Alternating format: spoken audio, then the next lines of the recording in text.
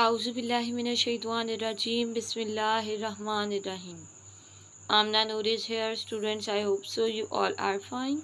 Today the topic that I am going to discuss is pharynx and esophagus, swallowing and peristalsis. Students, basically हम लोग chapter number 8 biology 9th का discuss कर रहे हैं.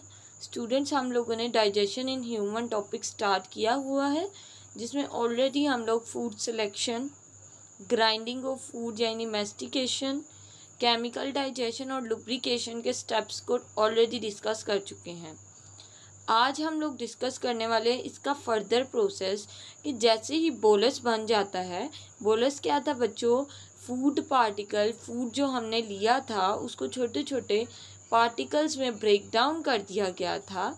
उन break down particles को एक सर्कुलर मैज में कन्वर्ट किया गया था, जिसे हम बोलस कहते हैं. अब बच्चों, स्वेलिंग का प्रोसेस स्टार्ट होता है. कहते हैं कि स्वेलिंग यानी निगलने के प्रोसेस के दौरान में क्या होता है, बोलस को मुंह से टंग की मदद से बैकवर्ड भेजा जाता है, पीछे की तरफ भेजा जाता है. मीन्स खुराक की नाली में भेजा जाता है. When tongue pushes bolus, the soft palate also move upward and to rear. और बच्चों कहते हैं कि जैसे ही टंग बोलस को पीछे की तरफ मूव करती है, पीछे की तरफ पुश करती है, होता क्या है, सॉफ्ट पैलेट ऊपर की तरफ मूव करता है और पीछे की तरफ मूव करता है, जिसकी वजह से नेजल कैविटी की ओपनिंग बंद हो जाती है. अब जो मैंने ये कहा है, ये नेक्स्ट डायग्राम में देखते हैं. अब स्टूडेंट्स ये देखें बच्चों, ये हार्ड पैलेट है और ये वाला जो रीजन है ये क्या है, सॉफ्ट पैलेट. अब होता क्या है, जैसे ही हमारी टंग बोलस को पीछे की तरफ भेजती है, यानी यहाँ से इस तरफ खाने ने आना होता है, तो इसको ऊपर की तरफ भेजा जाता है और साथ ही साथ पीछे की तरफ. तो इस तरह से इसकी ओपनिंग यहाँ से बंद हो जाती है, यानी नेजल कैविटी की ओपनिंग बंद हो जाएगी. अब क्या होगा कि बोलस का जो फूड पार्टिकल था वो इस तरफ आएगा. अब बच्चों, जब इस तरफ आता है तो क्या होता है, when swallowed the bolus passes pharynx to enter esophagus. Bolus pharynx में से गुजरता है और ईसोफेगस में चला जाता है. अब बच्चों, pharynx के अंदर एक ऐसी अडेप्टेशन है जो बोलस को ट्रैकिया में नहीं जाने देती. बच्चों, ट्रैकिया क्या है? विंड पाइप है, सांस की नाली है, जिसकी मदद से हम लोग सांस लेते हैं और हवा जो है वो लंग्स तक जाती है. अब फेरेंक्स के अंदर एक अडेप्टेशन है जो कि बोलस को ट्रैकिया के अंदर नहीं जाने देती. आगे, अब ये प्रोसेस किस तरह से होता है हम आगे देखते हैं. ड्यूरिंग स्वेलिंग लैरिंक्स, जो कि ट्रैकिया के बिल्कुल ऊपर होता है, वो ऊपर की तरफ मूव करता है और एपिग्लोटिस को कहता है कि वो हॉरिजॉन्टल पोजीशन में आ जाए.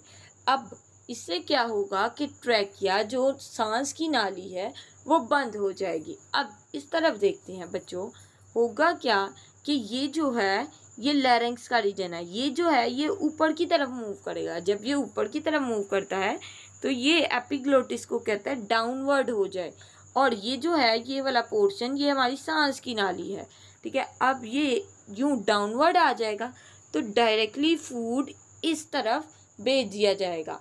फेरेंक्स से फूड किधर आ जाएगा, ईसोफेगस में, ठीक है. अब आप लोगों को ये प्रोसीजर समझ आ गया. इसमें हमने क्या कहा, सबसे पहले सॉफ्ट पैलेट जो है वो ऊपर की तरफ मूव करता है और पीछे की तरफ मूव करता है, जिससे नेजल कैविटी क्या हो जाती है, बंद हो जाती है.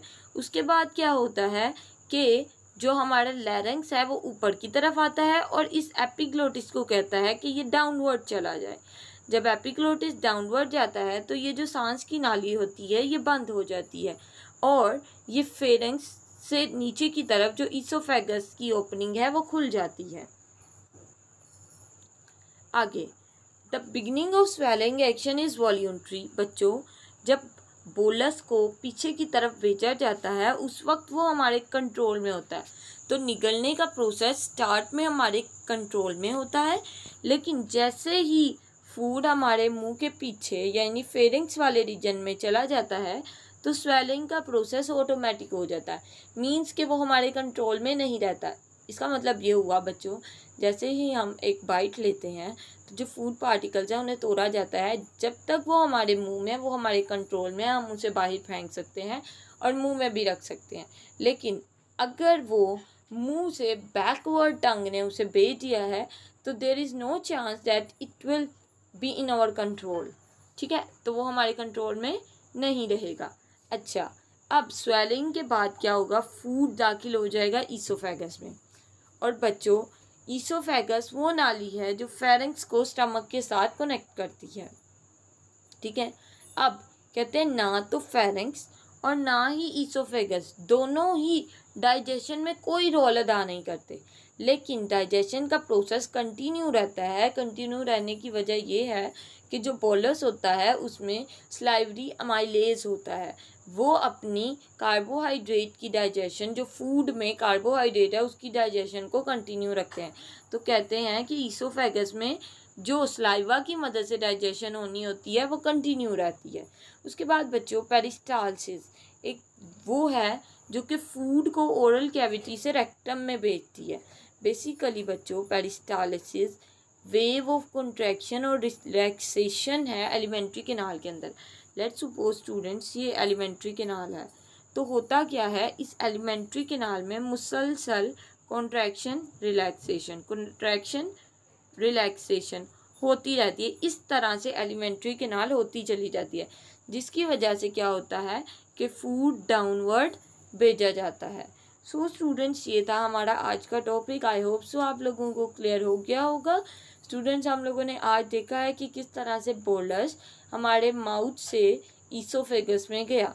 ठीक है, और उसके बाद ईसोफेगस के बाद पेरिस्टालसिस का प्रोसेस होता है, जिसमें क्या होता है, फूड को नीचे एनस तक भेजा जाता है।